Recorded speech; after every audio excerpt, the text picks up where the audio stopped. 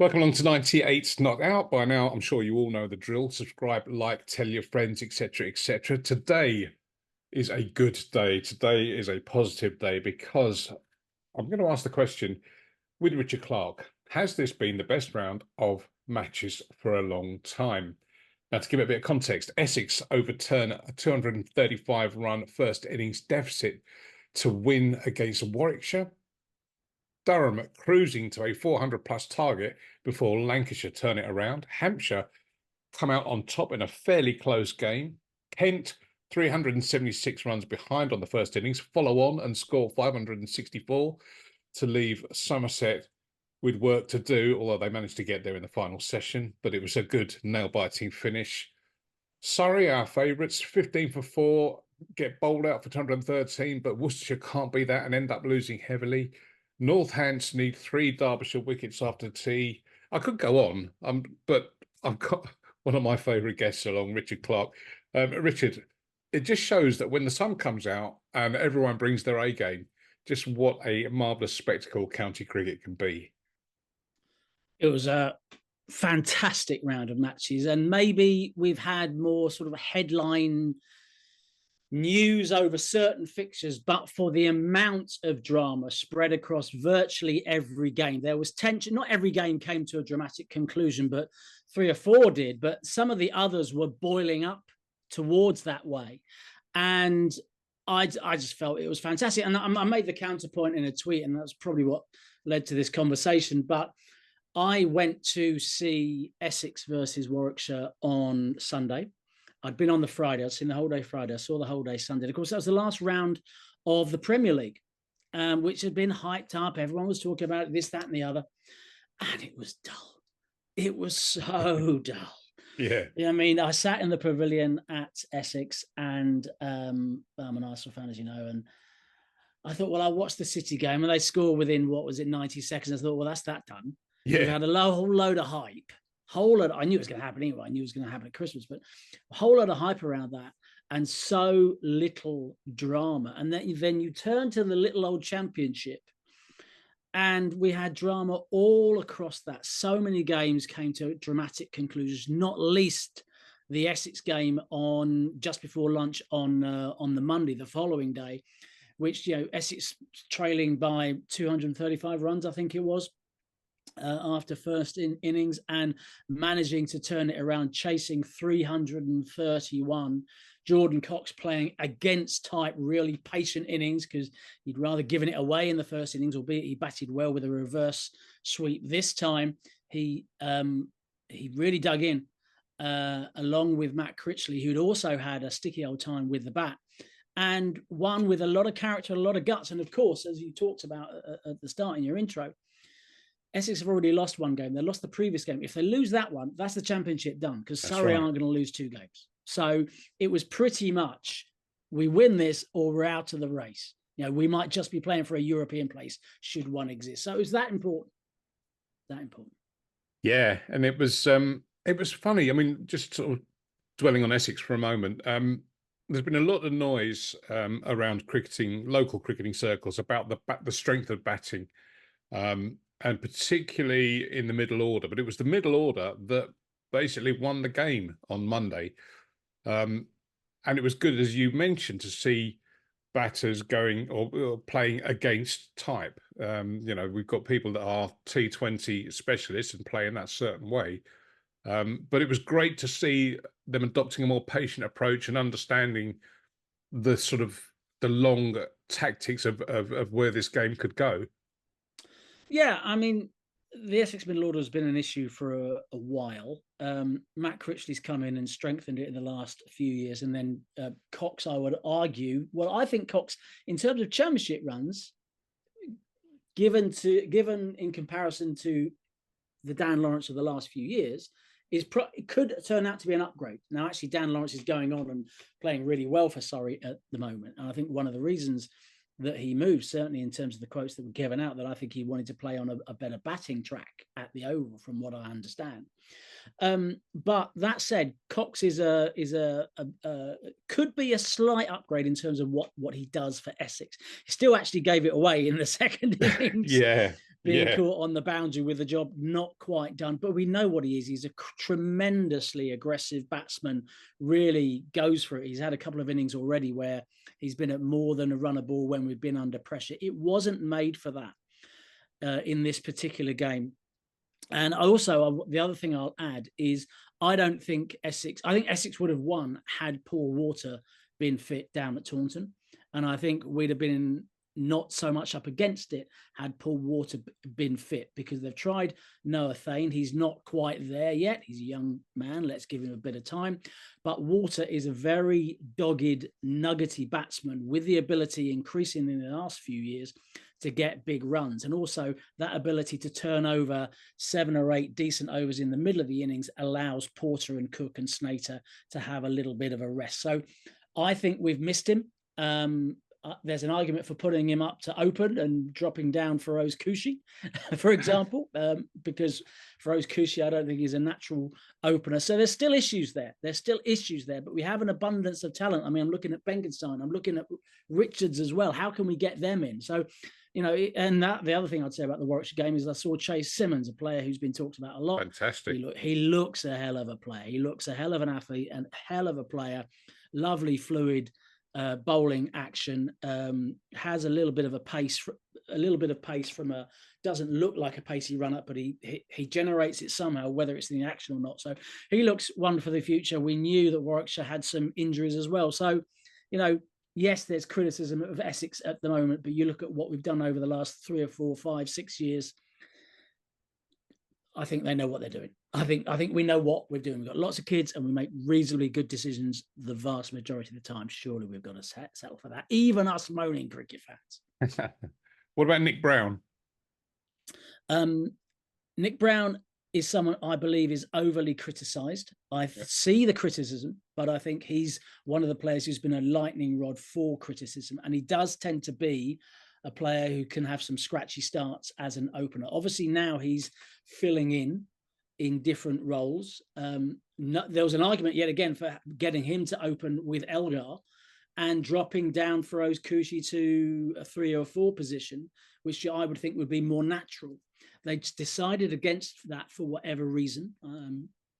But certainly there's a sense that given Brown has been dropped from the side for Feroz Kushi from his natural position, perhaps Nick Brown's days as an established first choice player are numbered. Perhaps he's on the down slope of his career. Okay, but I don't think he's, you're comparing him against Alistair Cook, you're comparing him against players, Dan Lawrence, you're comparing him against Tender Sharti, you're comparing him against players with fantastic records. Even Wesley's played for England a few times.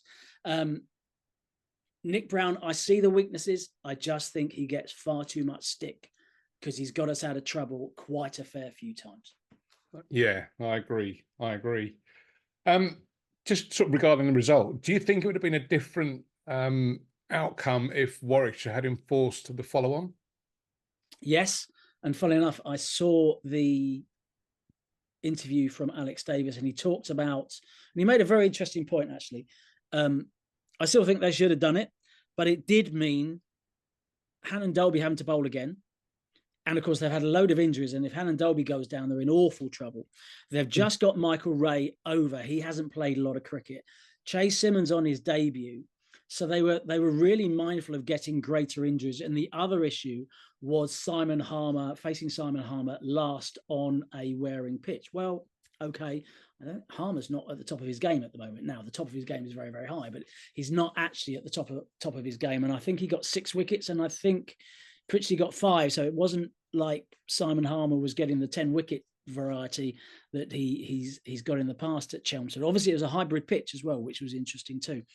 So a slightly different pitch. So I understand why they didn't enforce the follow-on, and hindsight is 20/20 vision. But I still think you should have done and chanced it, and bowled your bowlers accordingly, because certainly they wouldn't have lost. Then again, he turned around and said, well, if we get 194, not 94, we'll win as well, which is also true. So he looked at the batsman. All that is absolutely true. All that is absolutely true. I understand it, yet again, because of the reasons, and he came out and gave reasonable reasons, but I would have still enforced a follow-on. But that's what makes red ball county cricket so fantastic. The vagaries, the machinations, the tactics, just all. It's why it remains. You can have all the fireworks and flashing bells and all the rest of it, but you can't beat red ball cricket for just the drama, the tension, and I've got hardly any nails left from the nail biting I was doing on Monday, particularly when we lost those two quick wickets, and you just thought RS it's going to do one of their famous capitulations, but no, they hung in there, and just a shame that Simon Harmer paddled that last one for four to stop the man at the other end getting his 100. Yeah, Critchley deserved it. He's someone for me who should be mentioned with regard to England. Whether he's got the quality, I don't know, but I think he should be mentioned. Whether he's quite good enough at either discipline to get in, I don't know. But it's a little bit like Sam Cooke and Jamie Porter. There's an awful lot of less talented players who have played for England. So I think Critchley's been a stellar signing. I like Essex to grow their own and bring their own players through, which is why I'm in favour of Coochie being given a good run as opener, and that's what they're trying to do because he's one of our own and he's supremely talented. So I don't want the club to sign too many players, but when they do, sign them all format players that can add quality and are clearly better than we've got, and that applies to Matt Critchley. And he's been a bit more consistent now, and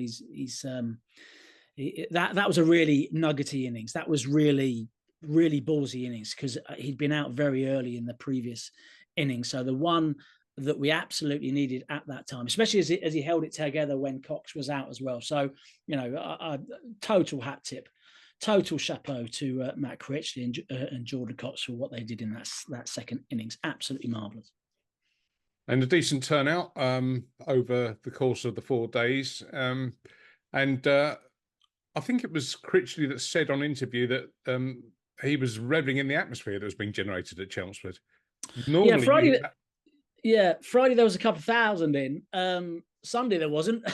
But no, it's interesting because certainly from speaking to people around the club, the Friday starts don't really work for county championship. You want the Thursday and the Friday, which would get more crowds in.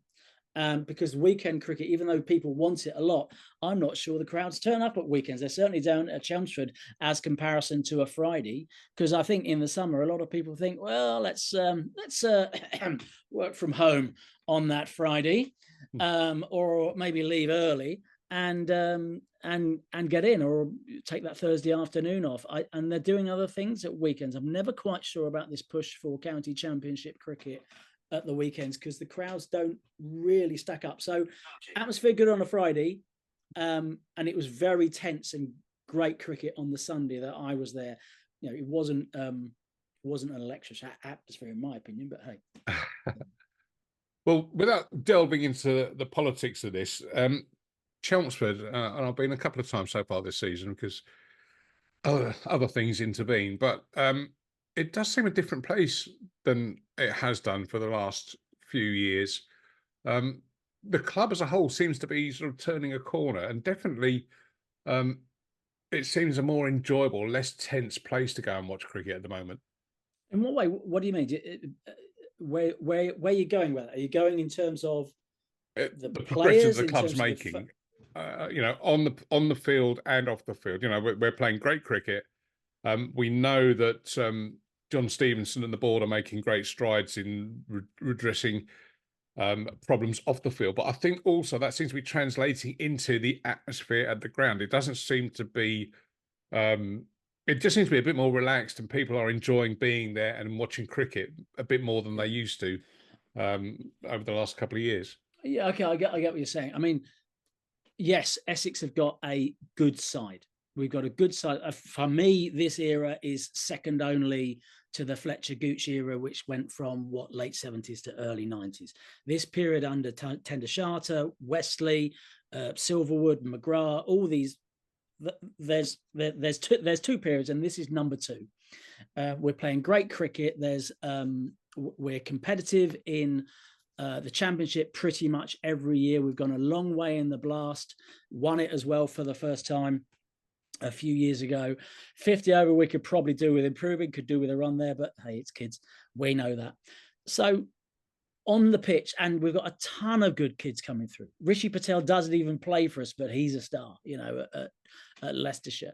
And you know that Feroz Kushi could walk into another side if he doesn't make it at Essex, and whatever happens with him. And then there's, as I've talked about, Benkenstein, there's Richards, there's Thane, there's players in the under-19s for England. Robin On the Dass. pitch, it's fine. Robin Dass, absolutely.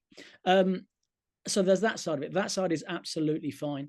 I think the other thing is that the Newton report and what happened with regard to the racism scandal, it's not completed yet because there's presumably some sort of punishment coming. In my opinion, I've said before, I believe Essex should get a points deduction. Racism is that important that you can't just accept a fine. We have to get, if it is a fraction of what happened at Yorkshire, we need a fraction, whatever that fraction is, of a points deduction. I don't think it should be as much because I think we've addressed it better. I think we've taken it seriously. And as you say, we've also got the back thing for Kushi coming as well. So we've got a couple of points deductions potentially coming. As I say, we'll see what happens with the pair of them. With regard to your point, though, we have turned a corner because the board has dramatically changed. The direction of the club has dramatically changed. And also, I liked the cut of the jib of the board around how they approached the issue of the ground, because our ground is far behind the level that our team is at. For example, we are in the top 3 or 4 teams in the country, in my opinion, yet our ground is probably amongst the bottom 3 or 4. We did not literally mend the roof while the sun shone, and that is coming home to roost, that particular issue, because a good ground means you can stage more matches, and it means you've got a bit of a better business to run there. So I like what they did in terms of the presentation they did to members just before Christmas about how they would address the ground issue. We know there's lots of issues around cricket, around franchises, about who should get whether the 100 should be developed, whether 18 counties should all get their 100 franchise, blah, blah, blah, blah, blah. Essex chose to get ahead of that and try and put a pitch together to develop their ground in collaboration with hotels and other businesses and the university, etc. And I like that because it's forward thinking. So I think that's what you're tapping into. The fact is, we've got a good team that is delivering a good youth system which continues to deliver, a board that is now seems to be, Dan Feast coming in as deputy CEO. That's a great move from my opinion. We've got some good people at board level, and we are looking forward. And that's one of the issues we've got in county cricket at the moment, a lack of the ability to look forward. And hey, I'm as guilty as that as everybody else, but we need to have tradition with vision, shall we say. And I think I like to think that our front office is listening, is open. You see John Stevenson walk around the ground all the time speaking with people. He is very, very, very visible and trying to make positive change. And I can get behind that. So I think that taps into what you're saying there. Yeah. Away from Essex, I don't want to call it soap opera. Let's be kinder. The never-ending story at Headingley, at Yorkshire, and noise coming from Colin Graves this week of changing the club structure, and basically lifting it, despite whatever he says, lifting it away from members and making it a model he says along the lines of Hampshire and Northants and what Durham have done. Um, he's kind of put a veiled threat that if they don't do that, the club will go to the wall. What are your thoughts on what he said this week?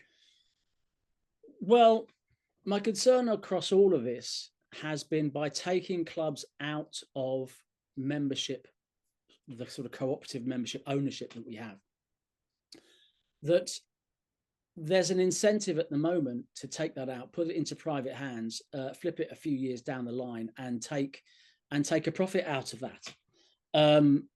Especially if you're a 100 host. So, and Colin Graves has put out a quote saying that wouldn't happen, by the way. Colin Graves also said at the DCMS committee, when questioned by, I think it was his local MP, that he wouldn't be taking the club into private hands, and that's changed. These things can be legislated against. These things can be, you know, you're more of a financial guy than me, but surely you could have profit from any sale later down the line, put into a communal fund, an escrow fund, or whatever it would be, to make sure the money goes into the right place. What I wouldn't want is important community assets sold later down the line to private ventures, venture capitalism, etc., who would then flip it 3 or 4 or 5 years later, who would then flip it 3 or 4 or 5 years later. So we see in 10 years' time a club so far detached from its supporters that it creates massive problems. And this is what they've tried to do in football. And there's been enough problems with football down the line as it is. And I don't think cricket has the strength to survive that. But what you did see in the early days of the Premiership, when there was a bit of a gold rush, a lot of existing old owners sold out and made quite a lot of money. Yeah. And I want cricket to learn from that. That said, I think the threat to Yorkshire is real. I've been quite vocal in my criticism of Mr. Graves going down the line in terms of his chairmanship of the ECB, his role over the 100, getting back in as Yorkshire chairman, given what's happened at that club over the last few years. So I am very concerned about this, and I'm concerned about what it says for cricket in general. You've had Aaron Banks, the one of a person who quote unquote bankrolled Brexit, talking about trying to get into Gloucestershire yet again, talking about saving the club because they're in trouble. Well, okay, fine. I just wouldn't want powerful rich people to tell stories that don't turn out to be true. And as I say, I have never met either person, so I cannot be sure. I can only judge from a distance, but that is my concern. That is my concern. And I worry also that anyone who voices a criticism is seen as, well, you're an old fuddy-duddy, you're pushing against... Luddite. A Luddite, a flea, I don't know what they want to call people. They can call me a grumbler if they want, who knows. But that is a convenient label to denigrate people, to allow rich and powerful people to do what they want. It's a useful tool, and I've seen it in politics and I've seen it in football, and I worry that I'll see it in cricket, because there's a lot of people that care a lot about cricket because of what it means to them, and that is based on your dad playing, your mum playing, your mum doing the teas. You're sorry to be sexist there, but it's, you know, it was the way it was back in the day. And what the club means, I've been very concerned about Essex not existing in anything like the form that I believe they should, which is playing multi-format cricket, including red ball cricket, and meaningful cricket in front of good crowds. And I worry that doesn't exist, and it'll be a sad day if it doesn't. But that there is an existential threat to the type of cricket that I want to see. But that doesn't mean I don't want change, and it doesn't mean I don't want to make money, and it doesn't mean I don't want to progress in any way, shape, or form. And the polarization and the labeling that I've been guilty of as well on the other side has to stop, and there has to be a rapprochement, albeit give us some power, because a lot of the it's all very good saying, let's have a chat now, let's all work together now. Well, hang on, put certain things in process and taken things away from fans. So now you want to talk? Why didn't you want to talk before you did that? You cut us off at or picking and choosing what you want to talk about as well, as we've seen. Yeah, At now high you want levels. to sign a bit of paper signed to make sure this asset goes to you as well as to those other assets as well. It's a bit late in the day, isn't it? You want me to sit around the table and chat about the way cricket should be formed and whether county cricket should survive in its current form? Great. I would say you're about 7, 8 years too late. Then I would have sat in front of a whiteboard with a very open mind. Unfortunately, the actions of the people at the top have closed my minds to their ability to see things my way or even have sympathy to my view. That's why I quite like this new board at Essex, and you mentioned the direction of travel that they are pursuing, and I like their inventing a new USP of being a hotbed for women's cricket, and they want to be, you know, the fortress Chelmsford that, you know, for Essex women, and to be, I mean, they've got tier 1 status for a women's team, and I think going down that route, as opposed to just outright capitalism, if you want, but doing things on a cricketing basis, that will help prop up the stuff that seems to be unfashionable. Yes, it will. I mean, obviously, a little bit of my background for people listening don't know. Obviously, I worked at Arsenal Football Club for a very long period of time, and I think we're at the forefront in the way that we promoted the women's game. Arsenal ladies, as was Arsenal women now. We were pushing them when it wasn't fashionable. I was going to games as a reporter. I was sending reporters 10, 15 years ago to every game. And that is seen now by the fact that Arsenal can sell out 60,000 for women's games regularly and are moving to Emirates as their home ground, away from Boreham Wood that holds about 5,000, 6,000, something like that. So that long term, and sort of 6, 7 years ago, even 10 years ago, Arsenal fans would have been able to name 3 or 4 Arsenal women's players. I don't think that would have been true maybe at Chelsea or Man City. I could be wrong.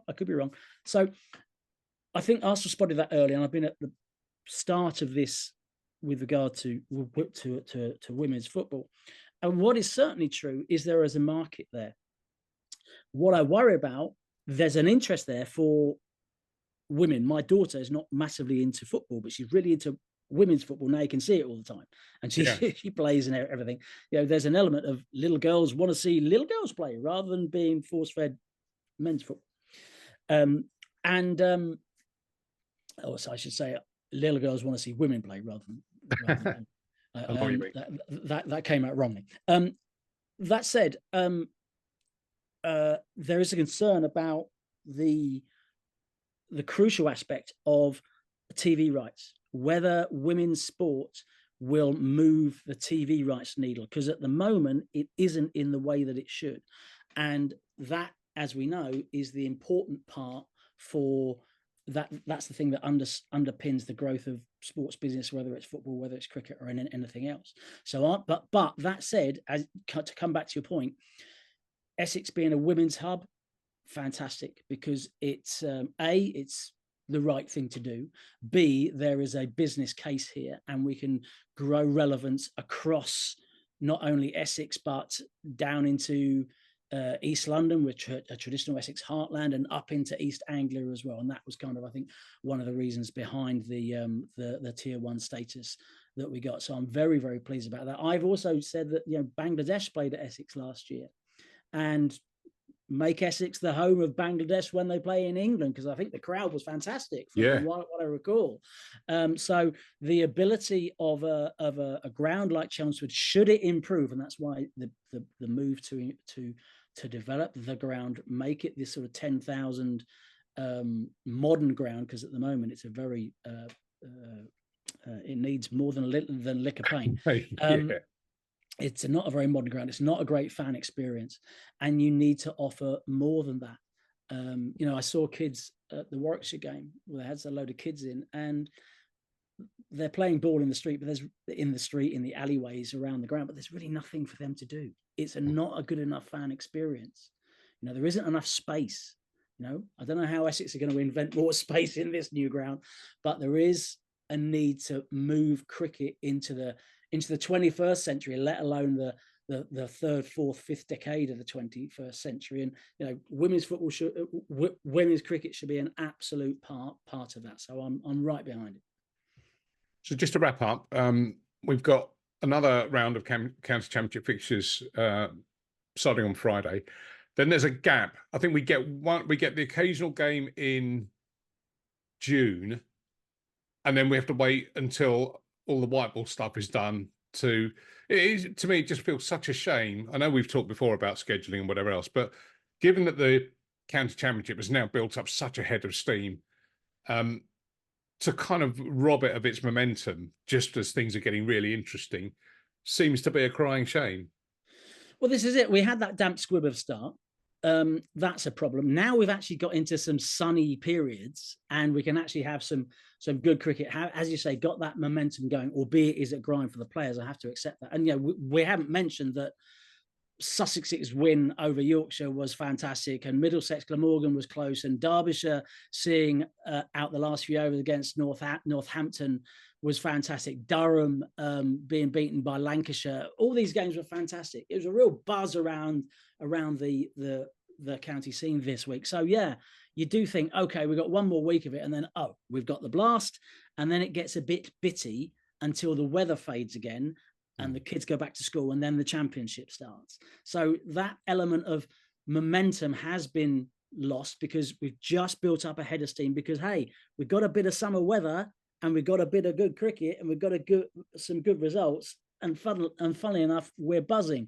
The schedule doesn't work. There is too much cricket because we've only added, we've not taken away, we've not prioritized. The hard decisions have not been made.